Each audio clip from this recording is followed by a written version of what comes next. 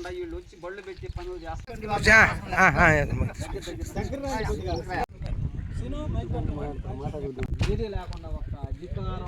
మండలం అక్కంపేట గ్రామంలో వచ్చి నేను శ్రీనివాసరెడ్డిని మాట్లాడుతున్నాను. ఇక్కడ శ్మశానం 2 ఎకరాల 75 సెంట్లు శ్మశానం హిందూ శ్మశానంగా ఉంది.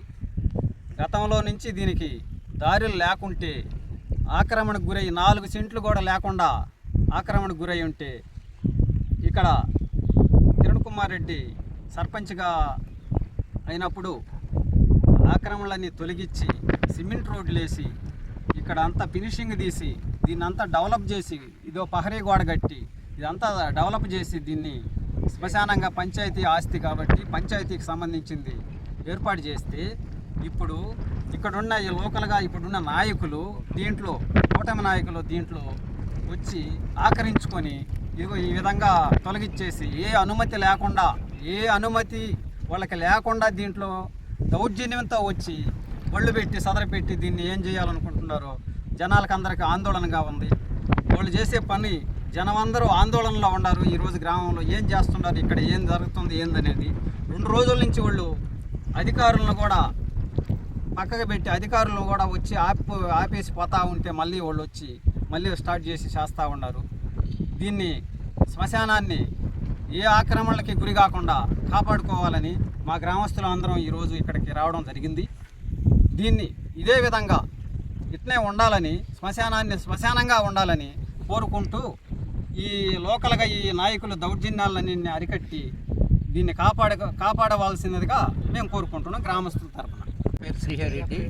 మా ఊర్లో 2-3 శ్మశానాలు ఉన్నాయి. ముస్లిమ్స్కి ఒక శ్మశానం, హిందువులకు ఒక శ్మశానం. ముఖ్యంగా ఈ హిందువుల శ్మశానం మీద పెద్దలు కనబడింది. దీన్ని ఎవరికి ఎలాంటి అనుమతి లేకుండా, పంచాయతీ అనుమతి లేకుండా, ఎంఆర్ఓలు రెవెన్యూ అనుమతి లేకుండా ఈ ఓటాలు చేయడం ఆందోళనగా ఉంది. ప్రజలందరూ వచ్చి దీన్ని ఏదో ఒకటి మమ్మల్ని కోరుతున్నారు. దీని మీద సరైన యాక్షన్ తీసుకుంటున్నారు. రెవెన్యూ డిపార్ట్మెంట్ పూర్వీకులకు అందరికీ తెలియజేయడం అంటే మా గ్రామం తరఫున మా తాత తరం నుంచి శ్మశానాన్ని కబ్జా చేస్తున్నారు. ఈ కబ్జాని ఆదుకోవాలని ఆపాలని కోరుకుంటూ అందరికీ దృఢంగా పని చేయకూడదని చేసుకుంటాం. ఏదైనా వచ్చిన గుంట్లో నీళ్ళు ముంచుకొని కష్టం తలాచుకున్నాం. ఎవరు ఏం చేయాల. రేపు మనం చచ్చిపోతే వీళ్ళు ఖైలు కట్టేసి మేము ఏం చేయాలి చెప్పు. ఎవరు చేస్తే ఊరికని చెప్పి చేశారు వాళ్ళ అట్టా. దేనికైనా ఒకరు చెప్పకుండా చేయకుండా వాళ్ళు చేసినారు. అందరూ మా మాట గ్రామంలో ఒకరు సంబంధం లే, అంత వాళ్ళ ఇష్టపారం వాళ్ళది. అందుకోసం రేపు నేను చచ్చిపోతాను, నాకు చేసిన ఊరుడా రేపు పొద్దున నీళ్ళు తెచ్చుకునేస్తారు వాళ్ళ ఖైలు కడితే. అందుకని దీని గురించి మీరు ఎట్లా చేస్తారో చేసి మాకు దీన్ని న్యాయం చేయండి. ఇక్కడికి వచ్చి మునిగి నీళ్ళు తాగిపోతాయి. ఇది ఊళ్ళో నీళ్ళు ఎన్ని వస్తుంటాయి, పోతుంటాయి, నీళ్ళు తాగుతుంటాయి. ఈ పని చేస్తే పశువులు యాడ్ చేయాలా, నేను నీళ్ళు ఏం చేయాలా, కొత్త చచ్చిపోగయ్యా. ఇట్లా పని ఊరిని చేస్తారా, ఎవరైనా చేస్తారు ఈ పని. ఇట్లా పని చేస్తే మేము బాధపడుతున్నాం. మన మామ చచ్చిపోయిన రోజు ఏ ముంచుకు పోసినాం. వాళ్ళు ఉండేవాళ్ళు మహారాజులు అంత ఎల్లిపాటలు తీసుకుంటారు, మేమాలు తీసుకుంటారు. మేమేం చేయాలా చెప్పు.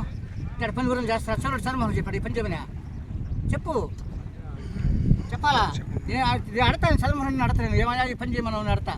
కానీ దీనైనా మాకు మాకు గుంట కొట్టాలా, పశువులు మా ఊళ్ళో పశువులు అన్నీ తాగాలా అన్న కొడుకులు వేసిపోతుంటాయి. నాయన అది మా కోరిక నేలే.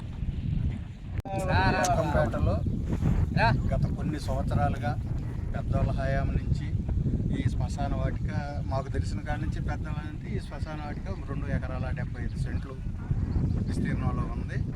ఇప్పుడు దీన్ని తెలుగుదేశం పార్టీ నాయకులు కొంతమంది గ్రామస్తులకి ఎవరికి తెలియకుండా, గ్రామస్తులను సంప్రదించకుండా జేసీబీలు కుక్కలైన్లు పెట్టి సదరం చేస్తున్నారు.